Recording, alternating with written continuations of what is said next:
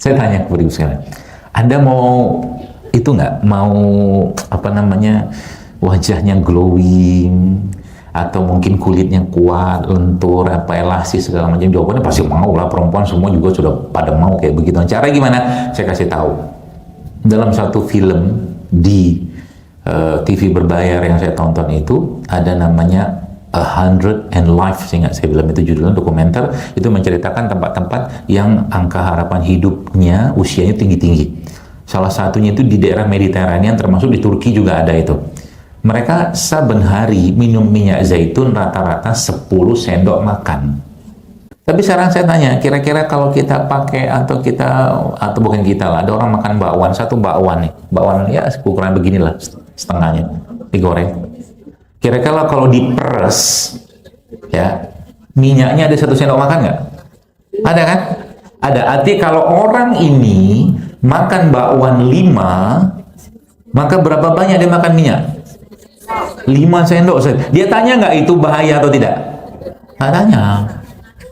Jadi yang bahaya-bahaya nggak tanya-tanya dia. Yang bagus-bagus nanyanya sok-sok ini berbahaya nggak kalau saya makan? Nah gitu loh maksudnya. Itulah penyakit orang zaman sekarang.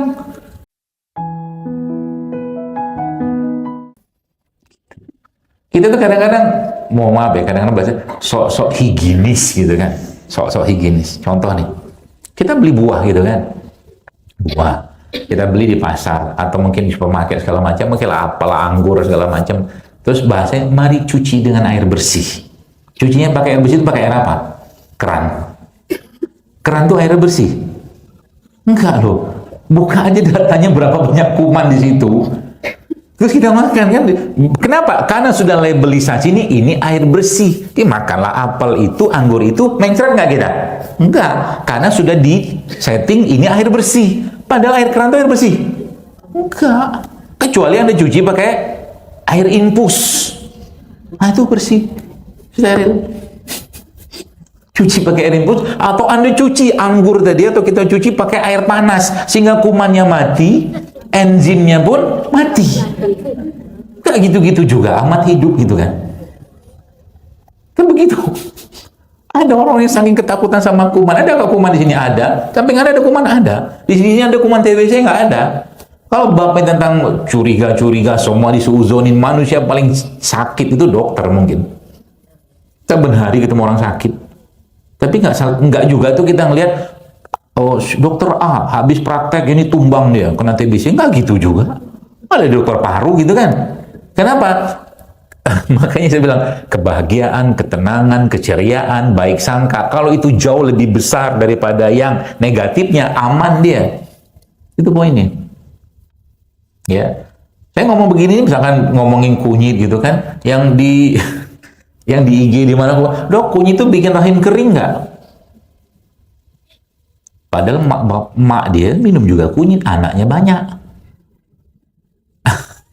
Gara-gara satu info, kunyit itu begini-begini segala macam gitu kan, ini segala macam. Belum pernah saya dengar, Anda baca berita juga lah. Tidak pernah kita dengar ada orang keracunan minum kunyit. Kita makan pindang, makan gangan, apa yang pakai kunyit. Kan pakai kunyit semua tuh kan. Berapa banyak kunyit ya? Pas 1 potong 2 potong berlimpah ruah kunyitnya. Akhirnya kita minum. Kering nggak rahim kita? Atau Anda? Enggak juga. Itulah ini gitu. Ngeselin, bukan ngeselin sih. Kadang-kadang gemes gitu. Jadi akhirnya apa? Ya ngomong begini. Apalagi ada orang tuh tanya sama saya, ada satu hari orang tanya, dok, berapa dosis minum minyak zaitun setiap hari?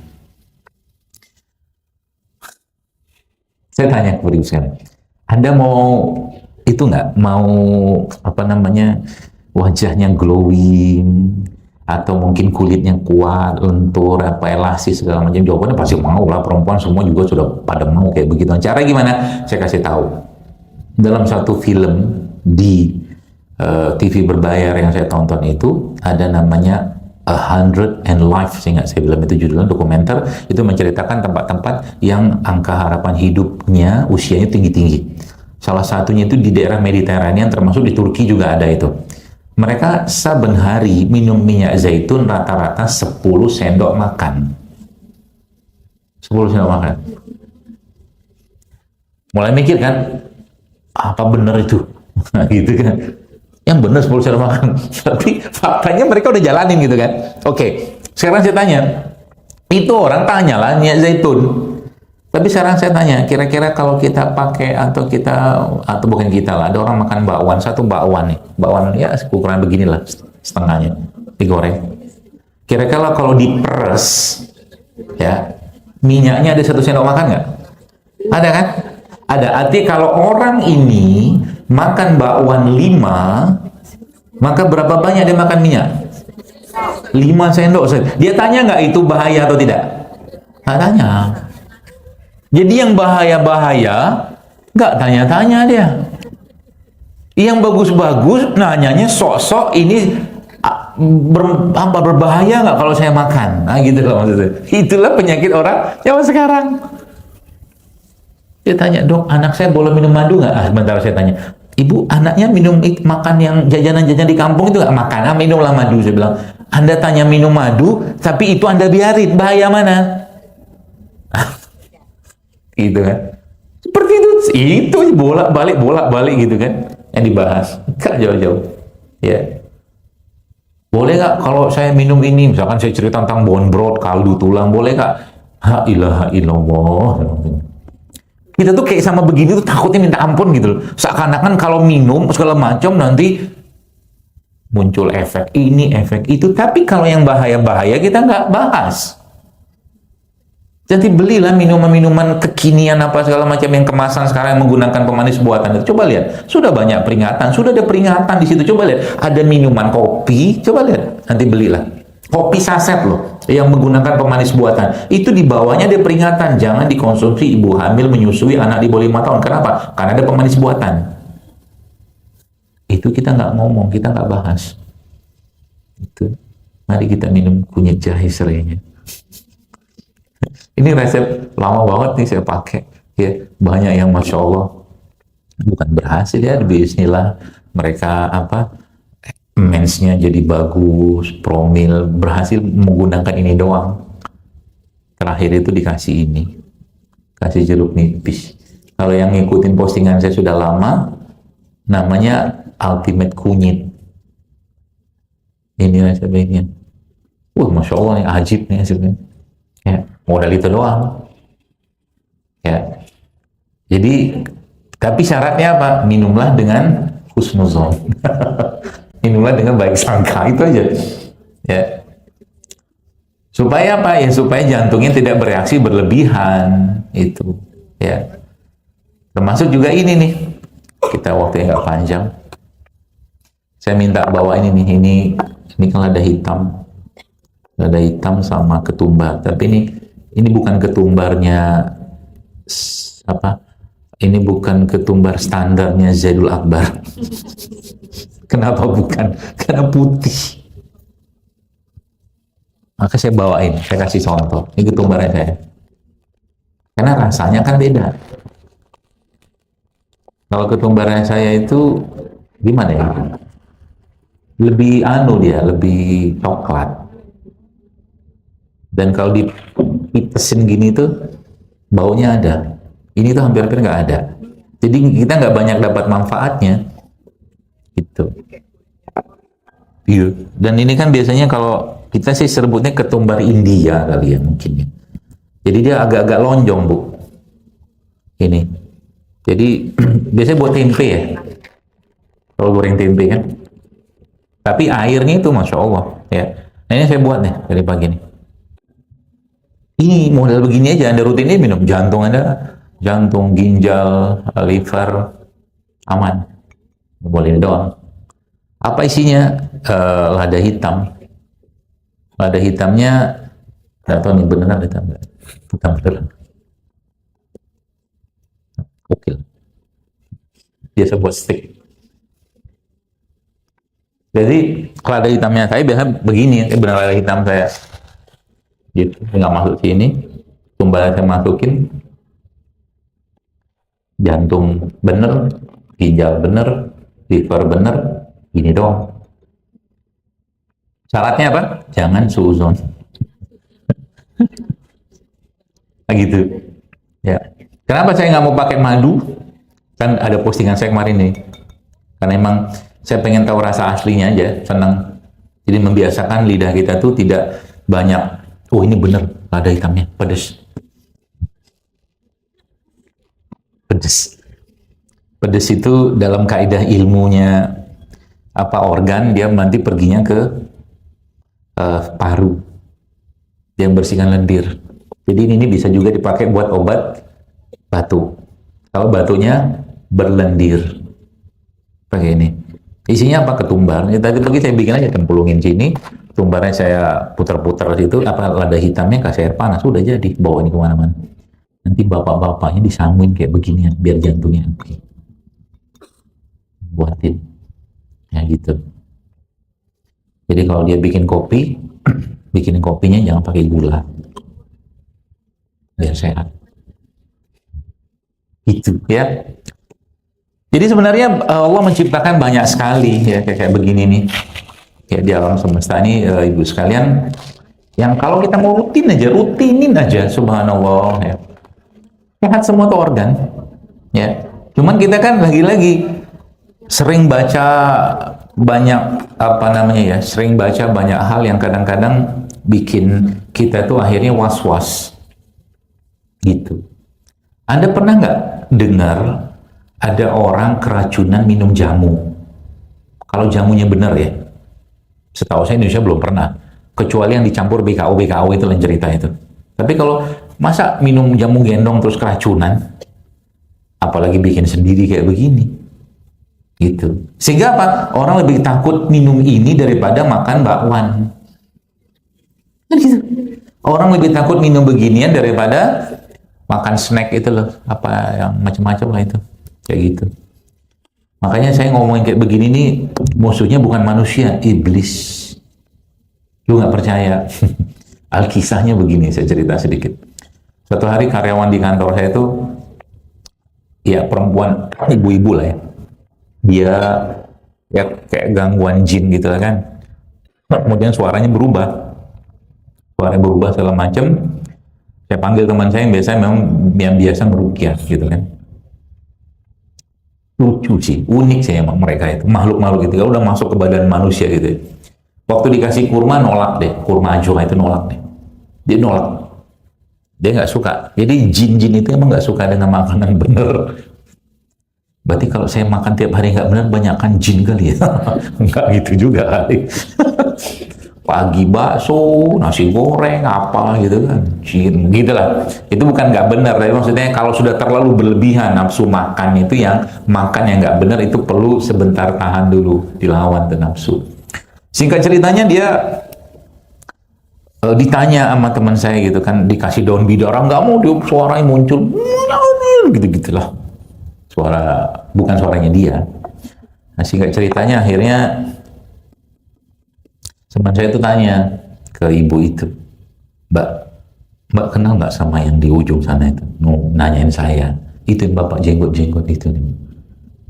Kata teman saya, nanyain si mbaknya itu lagi pas kena gangguan jin. Terus keluarlah kata-kata dia, kenal lah, dia bilang, itu kan yang ngajak-ngajak hidup sehat itu. Dalam hatiku, berarti di dunia lain pun aku dikenal. Kami nggak suka sama dia, kata dia gitu. Ngomong gitu dia. Wah, emang benar berarti urusan makanan sehat ini lawannya, musuhnya bukan manusia, tapi setan sama iblis. Kata siapa? Sebenarnya bukan kata saya, kata Allah. Tahu? Kok bisa kata Allah? Iyalah. Kata Allah kan gini dalam wa kulu mimman fil ardi wa kulu mimman fil ard halalan thayyiban, dan makalah yang halal dan baik, kata Allah, di muka bumi ini. Wala tattabi'u khutuwati syaitan, dan jangan ikuti langkah-langkah syaitan. Khutuwat itu mungkin kalau bahasa kita renstra. Ya.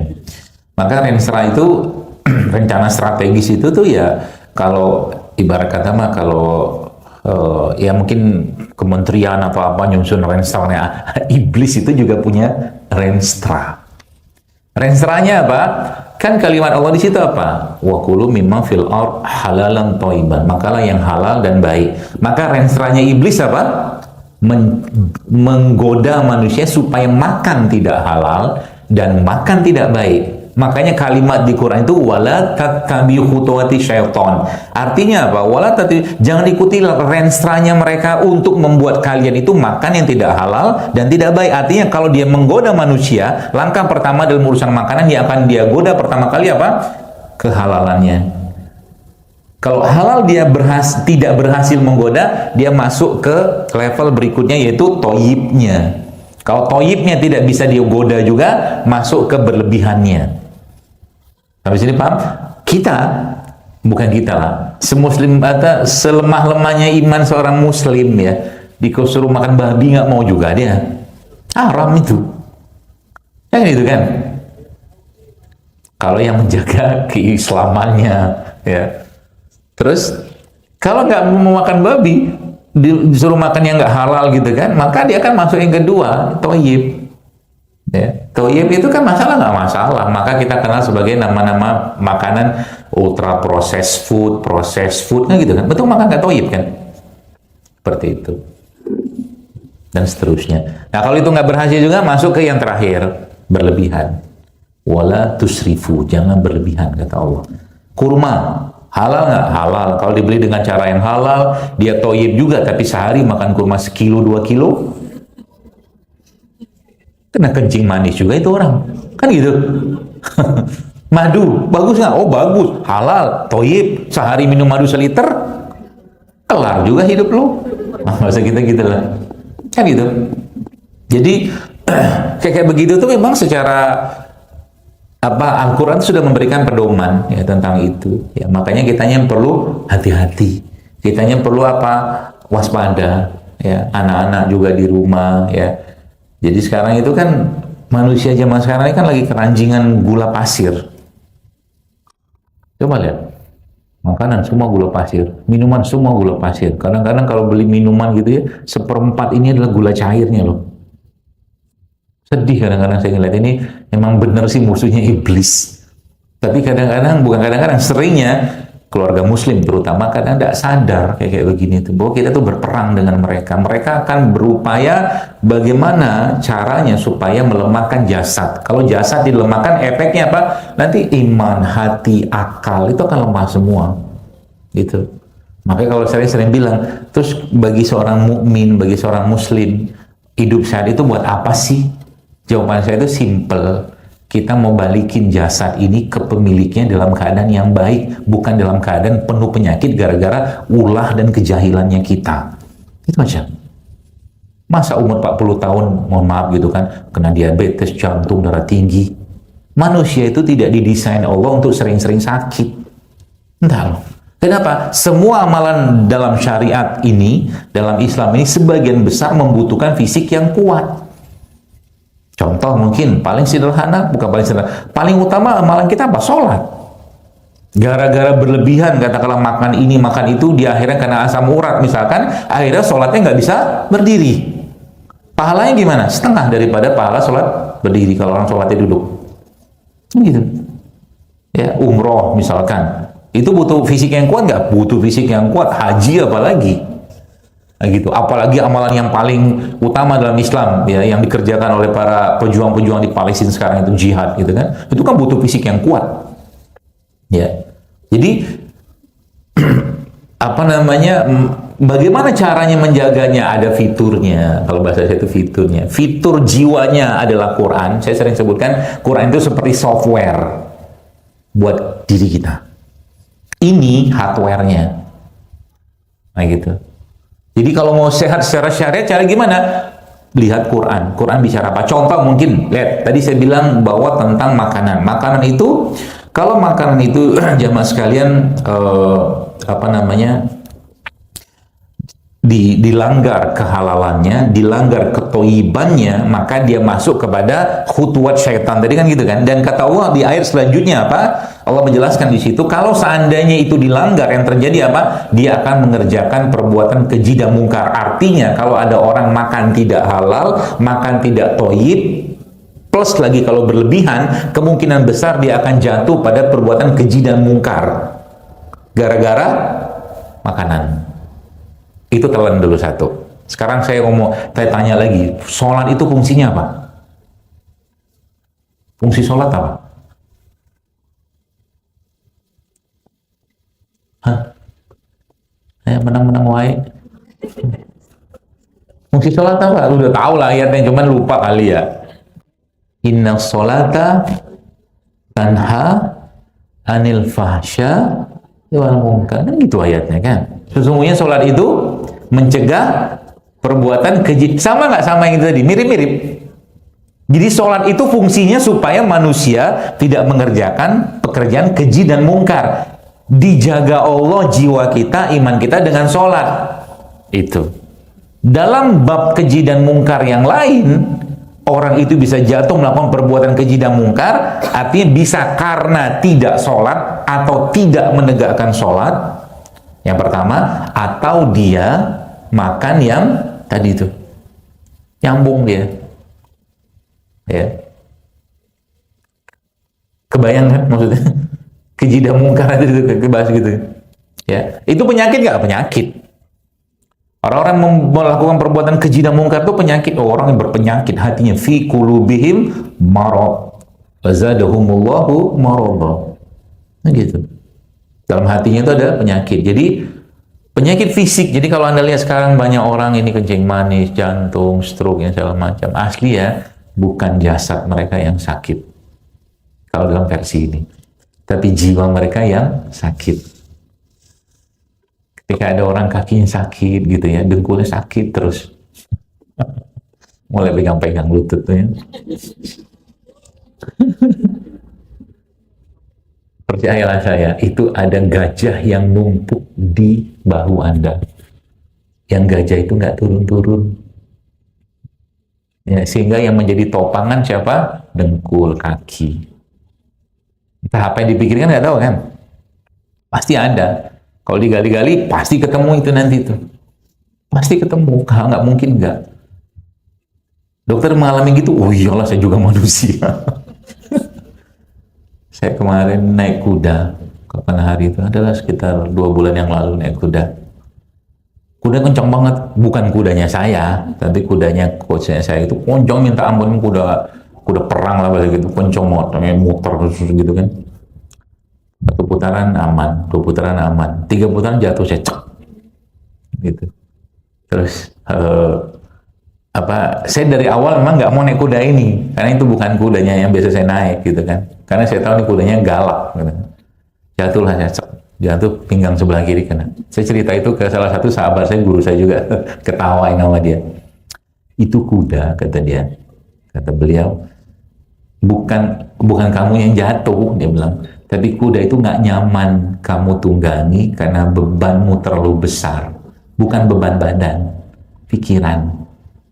Dia nggak nyaman. Karena kuda itu kan salah satu makhluk emosional kan kuda. Kata dia gitu. Bener juga lah kata saya. Kalau cocokologi dipakai, memang lagi banyak banget yang saya pikirin waktu itu. Jatuhin sama dia, nggak nyaman dia kan. Habis dia jatuhin saya itu, masih muter aja dia terus. Jadi apalagi kaki ya, gitu. Jadi penyakit itu ibu-ibu sekalian ya, jamaah sekalian, emang tidak akan lepas lagi-lagi dari emosional. Ya. Makanya saya sering temukan ketika emosionalnya sudah benar, ngobatnya sederhana banget. Allah sederhana banget. Ya. Satu hari nih, saya bertemu dengan seorang bapak-bapak pas lagi dia jogging, saya lagi main basket. Ustaz, makasih ya. Oh iya, makasih, sama-sama. Resepnya mana saya juga nggak tahu. Saya bilang, oh iya, dia bilang, ceritanya begini. Apa ceritanya? Saya bilang, dia karyawan di satu perusahaan lah gitu kan. Lihat MCU-nya kan. MCU-nya merah semua. Kolesterol lah, ini segala macam gitu kan. Pening lah pala dia gitu kan. Mau ngapain? Tiba-tiba melintaslah video Jalil Akbar gitu kan. Kata dia gitu. Oh, dia mulai itu. Dia terapin lah gitu kan. Ini kerjakan pertama kali coba sederhana banget, cuma jalan tiap hari di jalan setengah jam 30 menit. Berat badannya berapa? 115 beratnya, cowok, bapak-bapak. Istrinya juga sama, istrinya tuh kata dokternya kena autoimun, jadi nggak bisa hamil, gugur lagi, sama. Entah di video yang mana saya nggak tahu juga lah gitu kan. Jadi alhamdulillah, masya Allah, saya bilang syukurlah, saya bilang. Terus akhirnya setengah jam tiap hari dia jalan gitu kan, terus dia mulai mulai disiplin gitu kan. Apa yang dikurangi? Minyak goreng. Dia kurangi minyak goreng sama terigu. Nah itu aja dulu yang dia mulai disiplin. Jadi tiap hari itu makannya sudah mulai, bahasa kita tuh clean eating gitu kan, clean eating. No, 7 bulan lah, 7 bulan. Terus istrinya itu juga sudah zaman sekarang sudah periksa juga dan dibilang ini nggak bisa hamil, autoimun. Sama ngikutin itu juga, dia jalan juga, nggak makan terigu, nggak makan minyak, turunlah 7 bulan tuh sekitar jadi 90-an kilo nggak salah.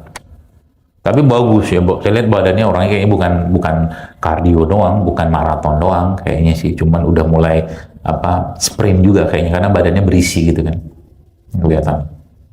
Terus istrinya hamil, anaknya sudah 2 malah sekarang. Modal itu doang, minyak sama terigu, minyak goreng, nah gitu. Jadi terus dia mulai makan yang benar segala macam, istrinya hamil dan malah sekarang malah sudah half maraton, ya sudah 20 kilo lebih. Modal itu doang. Makanya memang yang paling susah itu mengendalikan hawa nafsu. Baru juga ikut misalkan baca kajian begini segala macam, teman ngajakin makan, gitu kan. Biasanya kalau saya ngisi kajian-kajian gitu kan, snacknya kan berubah. Kalau yang pemateri biasa ya gitulah, bolu gitu kan. Jadi banyak rebusan tadi, alhamdulillah agak berubah. Tapi itu kalau dibiasain efeknya masya Allah ya. Apalagi model kayak begini nih, tiap hari disiapin kayak begini. Ajib. Saya bilang Allahu Akbar, efeknya itu kerasa banget. Ya, udah lama kok. Kalau sudah mulai yang masalah ini di stop ya, tepungnya, terigunya, kemudian gula pasirnya, minyaknya, kurangnya aja itu. Dan itu udah dari dulu sudah disampaikan ya. Kalau mau bener badannya, tambah lagi dengan kayak beginian, nanti badan tuh kayak akan kembali normal, balik lagi dia. Nafas mulai enak, jantung mulai enak, berat badan mah jangan tanya lah, pasti turun. Ya, apalagi sudah mulai paham cara makannya, ya protein diperbanyak, sayur diperbanyak, karbonya dikurangi. Jadi itu barang. Kita ini kan sudah kebanyakan karbo, udah berlebihan karbo. Ya, apalagi sudah makan, Anda bayangin itu orang makan nasi goreng itu kan. Nasi goreng ada kerupuknya, ada bakwannya. Udah gitu makan, minumnya pakai teh manis pula. Kan? Dan seterusnya lah. Yang terjadi ya begitulah. Ya, badannya ngeraung-ngeraung, badannya meronta-ronta, terus tap. Jadi bahasa kita tuh bukan, ada istilah itu mindful eating. Bukan mindful eating lagi. Bukan makan bermakna lagi. Tapi emosional, bukan emotional damage ya. Emotional eating. Makan itu suka-suka emosi dia aja. Ya, belum lagi setannya masuk tuh, tek gitu kan. Jadi kalau udah kayak begini gimana? Nanti kita udah kebiasaan gitu ya, sudah mulai teratur, kebangun ya. Maka tiap hari itu kita pasti sudah mulai memberikan hak-hak ya, makanan sehat ke badan kita. Ya, kayak misalkan tadi pagi tuh saya makan ini nih. Pernah makan ini nggak?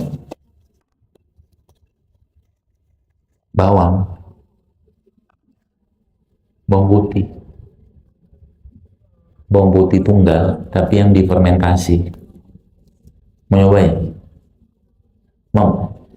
Banyak nih, saya bawain kalau mau. Biasanya kalau saya makannya langsung aja begini, terus saya penyet, masukin, saya dorong pakai air. Tapi sekarang saya lagi pengen makan ini kan, sebenarnya rasanya nggak seperti bawang biasa lagi. Penyetin aja dikit gini, bismillah, dorong pakai air. Enggak. Bawang itu, kalau bawang putih ya, disarankan memang tidak dikunyah. Karena gigi kita bisa hancur kalau kena gigi, terutama yang masih putih. Saya nggak tahu yang ini. Ini sih kemungkinan sih nggak seperti itu. Dan warnanya, mau nyobain silakan, Bu. Kalau mau diambil nanti.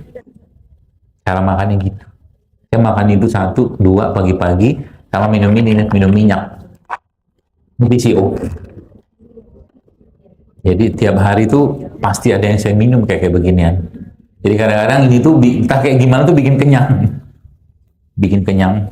Nggak perlu makan kalau sampai siang. Kalau makannya kapan ya? Kalau pas lagi lapar ya makan. Kalau nggak lapar nggak usah makan. Simpel kan hidup. Bukan makan. Pagi makan, ada snack lagi, siang makan, snack sore lagi, malam makan 5 kali sehari. Wajar lah obes. Ya, naik tangga sebentar. Gitu. Nanti kalau sudah enak, coba-coba naik gunung kecil, gunung jalan. Gitu, ya. Masuk ini. Ini bisa nggak buat lambung? Bisa. Buat ginjal bisa nggak? Bisa. Buat bahasa buat saya itu, saya lebih senang pakai kata buat itu dia apa ya? Merawat gitu. Karena kalau sudah ginjal bagus, jantung bagus, paru bagus, ya indikator-indikator lab itu juga akan turun. Itu aja. Dan mereka-mereka ini, ya mereka-mereka ini sebenarnya ya apa ya, mudah. Cuman memang butuh membiasakan aja tiap hari. Ya. Minimal misalkan ini air kayak begini nih, Anda kasih madu, minum habatus soda, minyak kayak begini, ketumbar segala macam, jadi itu. Coba aja lihat. Ya. Dan lama-lama dia nolak. Tubuh kita tuh lama-lama akan menolak dengan makanan-makanan yang tidak benar. Dia akan nolak. Gitu. Ya. Ini berapa banyak diminum? Ya, kalau kapsul itu 1 sendok makan itu sekitar 5 lah ya. 5 kapsul. Gitu. Boleh nggak kalau nggak ada ini gimana? Makan kelapa aja. Kelapa tua. Kelapa tua yang buat parut itu. Buat apa? Ya, santan ya. Nah, itu yang kelapa tua itu Anda punya ya, dimakan 1/4 aja. Kan suzon kan? Saya sudah nunggu itu. Siapa yang suzon? Ternyata keluar juga. Justru malah dia obat buat cacing, Bu. Ya. Kelapa. Seperti itulah. Jadi mudah sebenarnya asal mau aja. Ya. Kalau bicara sekarang kan banyak tuh dari sisi kewanitaan, misalkan yang kolagen segala macam, gampang banget. Kolagen itu sumber terbanyak kolagen itu ada pada tulang. Tulang apa? Kambing boleh, sapi boleh, ceker ayam pun boleh. Jadi kalau mau dibuat, ambil aja tulang sapi, tulang kambing gitu, ya paling 1-2 kilo, Anda rebus ya pakai bumbu lah gitu kan, jahe apa segala macam, rebus ya minimal 6 jam, api kecil. Airnya itu nanti minum tiap hari. Berapa banyak? 100 mili. Ya. Bagusnya berapa jam? Kalau mau bagus lagi sampai 16 jam. Itu keluar semua kolagen. Nanti kalau keluar minyak-minyak di situ kan, itu bukan minyak. Tapi itu kolagen. Efeknya apa? Tulang, sendi, segala macam, lambung, jantung, otak. Dibenerin sama dia. 1 hari ya 100 cc lah. Sebanyak itu lah kurang lebih. Atau 1/4, setengahnya. Kolagen. Banyak sumber kolagen, tapi yang bikin sekarang yang sudah jadi juga ada. Tinggal ya di online banyak tuh kolagen. Ada yang buat dari kolagen ikan gabus ya. Seperti itu. Tapi itu bagus ya, apalagi ibu-ibu ya, biasa bukan menjelang 40 tahun ke atas, estrogen Anda akan turun. Nah, estrogen itu fungsinya apa? Ke jantung. Salah satu efek estrogen itu setahu saya adalah dia menjaga elastisitas dari pembuluh darah. Ya, makanya jarang ketemu dengan perempuan atau wanita kena jantung. Karena itu efek dari estrogen sebenarnya salah satunya. Kalau bahasa emosional dipakai, wanita itu jarang kena jantung kalau apa? Kalau dia menjaga dan merawat kasih sayangnya dia. Karena estrogen itu hormon kasih sayang. Gitu.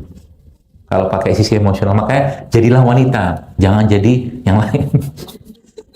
Maksudnya apa? Sekarang kan agak tumpang tindih tuh. Yang laki-lakinya nggak jelas, perempuannya nggak jelas. Secara hormonal, ya, jiwa yang tertukar. Ya, Makanya banyak ya mungkin, ya ini apa namanya, ada salah satu buku lah yang pernah saya baca itu, saya diskusikan itu, bahasanya itu adalah ya salah satu tugas laki-laki itu adalah mengurus keuangan. Itu tugas laki-laki. Maka bab tentang keuangan di rumah tangga itu harusnya dipegang oleh laki-laki. Harusnya, secara syariat ya. Ya nggak usah protes dulu. Karena saya tahu, banyak kan suami tinggal kasih gaji, Anda jadi menteri keuangannya, semua Anda yang ngatur kan gitu kan. Aslinya itu nggak gitu secara syariat. Ya, saya ngomong syariatnya dulu.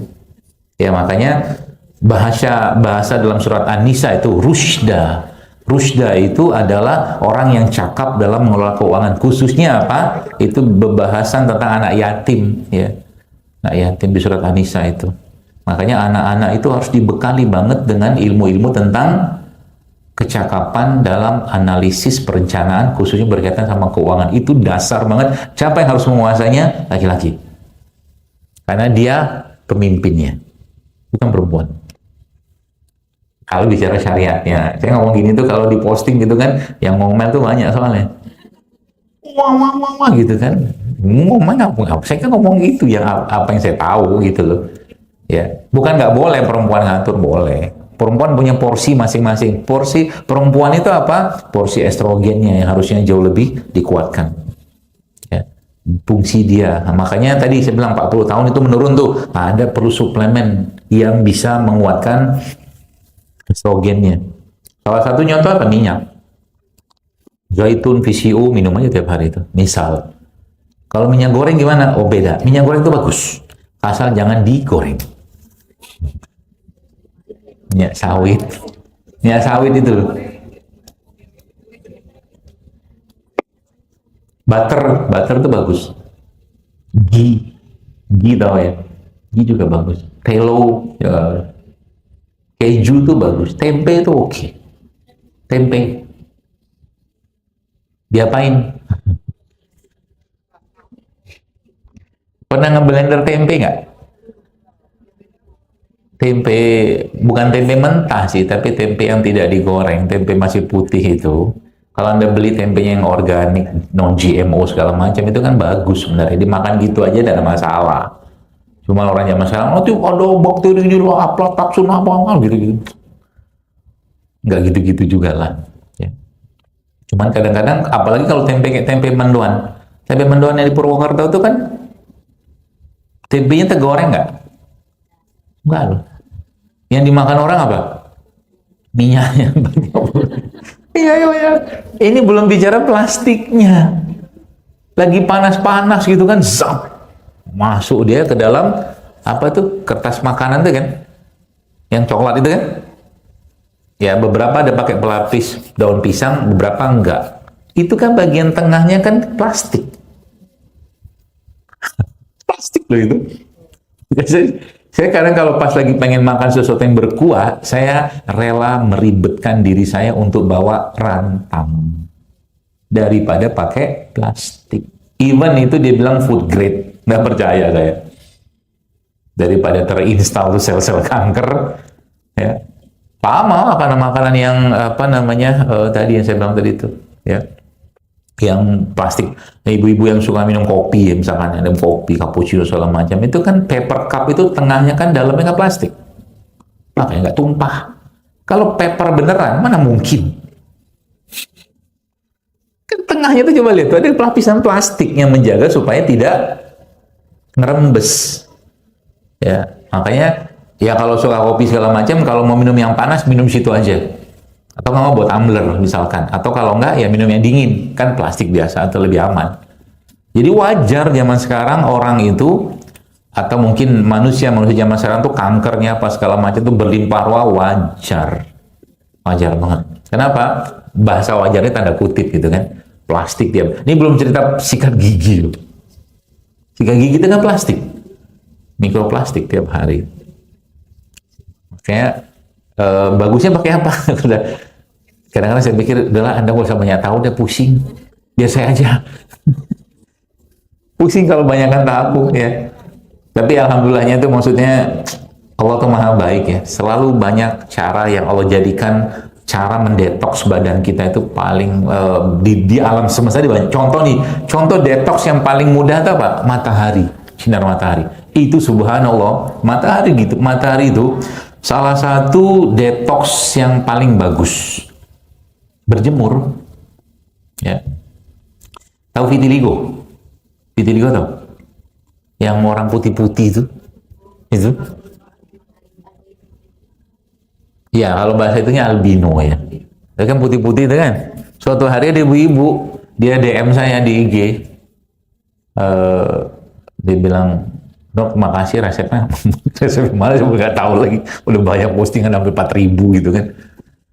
Ya alhamdulillah, masya Allah, bla bla bla bla gitu. Terus ibu saya kena vitiligo, dia bilang, "Oh iya, masya Allah," saya bilang. Terus gimana sekarang? Dia tunjukin gambar tangannya ya, tunjukkan ini putih-putih-putih. Sekarang udah dari awal putih-putih-putih gitu, terus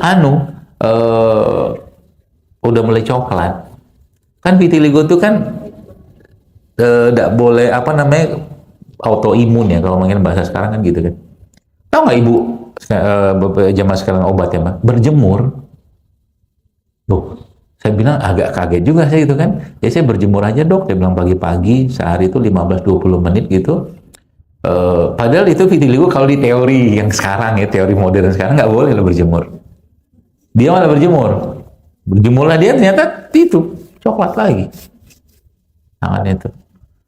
Gitulah. Jadi banyak hal-hal yang ajaib gitu kan dalam bidang-bidang kayak begini tuh kadang-kadang yang saya kadang-kadang minumnya ngarepinnya apa, efeknya apa, kadang-kadang nggak sama. Saya jelasin begini, yang didapatkan lebih.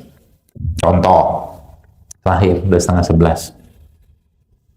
Ada ibu-ibu pas saya lagi kemana gitu kan, di Medan apa-apa gitu, saya lagi pas ke laut, saya lagi di, ya snorkeling gitulah, nyemplung gitu, ibunya teriak-teriak, dok gitu kan, apaan sih? Di laut juga gitu kan, pengen potong. Allah quwata illa billah. Dia ekspresi mau terima kasih gitu kan ceritanya. Ibunya badan mak gede gitu kan. Akhirnya nyemplung lah dia sama teman-teman itu kan. Makasih ya dok, makasih. Apa bu? Saya bilang, itu saya akhirnya punya anak. Dia bilang, oh iya, masya Allah. Berapa tahun kosongnya? Berarti gitu kan. 16 tahun. Wih, lama ini saya bilang. Terus akhirnya, ya, makasih resep yang mana? Air kelapa. Air kelapa. Nah, sebentar. Setahu saya tuh saya enggak pernah nge-share bahwa air kelapa itu bisa buat promil. Nah, ini ya nih kunyit atau segala macam gitu kan. Apa ceritanya bu? Saya bilang gitu kan. Anda kalau tahu di Medan tuh namanya Kalimantung, daerah Kalimantung. Itu jauh dari Medan itu kan. Emang Sibolga atau apa. Disitulah saya begitu. Jadi saya itu sebenarnya udah 16 tahun udah macam-macam gitu kan, kata dia gitu kan, berobat ini itu segala macam. Akhirnya sudah, saya mau sehat aja nih, yang penting badan sehat, saya sehat. Terus akhirnya saya rutin minum air kelapa. Nah, gara-gara minum air kelapa itu hamil. Apa pesannya? Ikhlas. Itu. Jadi saya harus didatangkan Allah jauh-jauh ke Kalimantung itu untuk belajar, oh ternyata ikhlas tuh kayak begini. Dan itu saya temukan di banyak hal. Ketika orang sudah pasrah, tawakal, ikhtiar, segala macam, seringnya itu, ibu sekalian, justru malah Allah mudahkan semudah-mudahnya dia itu untuk sembuh dari penyakitnya. Bahkan 16 tahun tuh bukan waktu yang sebentar loh, lama itu. Ternyata modal ikhlas doang. Maka dalam bab penyakit juga sama. Penyakit diderita oleh seseorang itu sebagian besar karena apa? Kezolimannya dia, kejahilannya dia, berlebihannya dia, belum lagi penyakit hatinya dia, dan seterusnya. Udah, minta ampun, taubat, istighfar, segala macam, ikhlas, benar-benar ikhlas. Maka nanti Allah akan kasih jalan. Cet. Gitu. Asik kan? Asik. Kalau apa namanya? Kalau hatinya senang, makanya tiap hari itu saya pengen hati itu tenang, senang gitu ya. Makanya pagi-pagi kalau saya jalan pagi, habis subuh gitu, saya zikir pagi gitu, saya pegangin pisang. Apa kabar? Sehat ya? Makasih ya, saya bilang. Makasih kenapa? Makasih. Oh, dia udah kasih oksigen buat kita loh itu. Iya kan? Tumbuhan-tumbuhan itu tuh jadi disayang gitu. kucing-kucing kalau pas lagi kucing kampung masuk depan, apa kamu hamil ya? Iya. Jadi dia nggak jawab sih. Kamu ada saya posting tapi sudah saya delete itu kan. Kamu hamil ya? Miong kata dia gitu kan. Sudah periksa belum? Miong gitu aja miong terus gitu kan. Ya sudah. Makanya kalau saya pulang dari sholat gitu sudah ada 3-4 mereka yang menunggu saya di depan rumah untuk dikasih makan. Ada saya ngobrol sama dia. Kok jangan jadi kucing Firaun ya, saya bilang kan. Ada satu galak banget. Dia kalau temen cakar-cakar. Kadang-kadang saya sentil dia. Nah gitulah. Habis itu saya siram tanaman obat saya gitu kan, alhamdulillah. Ngasih air gitu. Jadi hari-hari itu sudah happy kita. Ada masalah? Pastilah nggak ada masalah. Pasti ada masalah. Tapi sudah tertekan semua dengan kedamaian kita, ketenangan kita, kecilan, seterusnya. Sehingga jantungnya tenang, ginjalnya tenang. Gitulah. Ya. Oke, cukup. Sudah 10:30. Saya kembalikan pada Ibu Moderator. Demikian yang bisa disampaikan. Mudah-mudahan bisa diamalkan. Ya. Baik, terima kasih Ustadz. Ini penjelasannya luar biasa dan ini pasti jadi satu ilmu baru ini untuk ibu-ibu semua. Oleh karena mungkin untuk ibu-ibu yang belum jelas atau ada yang ingin ditanyakan kepada Ustadz terkait dengan tema, kami persilakan. Ngomong-ngomong yang cilok tadi Ustadz, kami dari Malang ini Ustadz, ciloknya di mana ya dia di Malang? Rahasia. Itu daerah Pandaan. Oh, siap. Nggak boleh. Baik, ibu-ibu silakan, ada yang mau bertanya?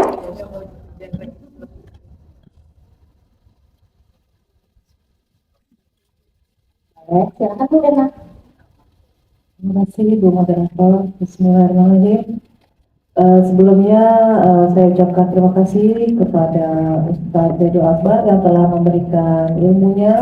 Masya Allah sangat bermanfaat sekali bagi kami. Ada pertanyaan dok dari saya. Saya 2 minggu yang lalu nih dok, otot saya tuh kayak sakit gitu dok ya. Pas sengaja saya berbalik arah, tiba-tiba langsung sakit gitu dok. Terus saya berpikir saya termasuk yang rajin dalam berolahraga, minimal seminggu sekali, maksimal bisa, kalaupun rajin saya bisa seminggu 3 kali. Nah kemudian saya takut apanya saraf kejepit atau gimana ya dok. Kemudian saya ke dokter, terus kata dokter setelah dihasil ronsen itu katanya ototnya kaku gitu dok.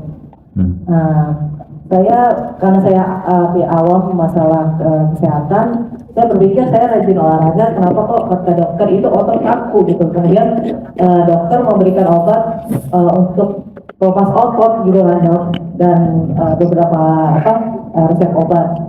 Jadi ya saya mungkin ada kayak herbal atau apa mungkin harus saya konsumsi supaya, karena ini sudah 2 kali nih dok, saya kadang melakukan gerakan kemudian sakit, dan itu penyembuhannya kalau tanpa dokter, tanpa obat saya bisa 2 minggu. Nah, kalau misalkan kemarin karena saya ke dokter, saya seminggu itu sudah kembali normal, bisa bergerak. Karena kalau udah sakit itu susah sekali berjalan pun kadang pelan-pelan gitu dok. Gitu dok. Terima kasih dok atas penjelasannya. Di pinggang Bu, panggul pinggang atau di mana? Banyak sih. Salah satu biasanya kalau sudah kayak begitu yang saya sarankan tuh berenang. Karena renang tuh sebenarnya dia ngelenturin lagi sebenarnya. Kalau ibu bisa rutinin berenang 2-3 kali seminggu, itu akan sangat membantu. Itu yang pertama. Yang kedua, kalau ada yang bisa mijet, itu bagus juga. Dipijet.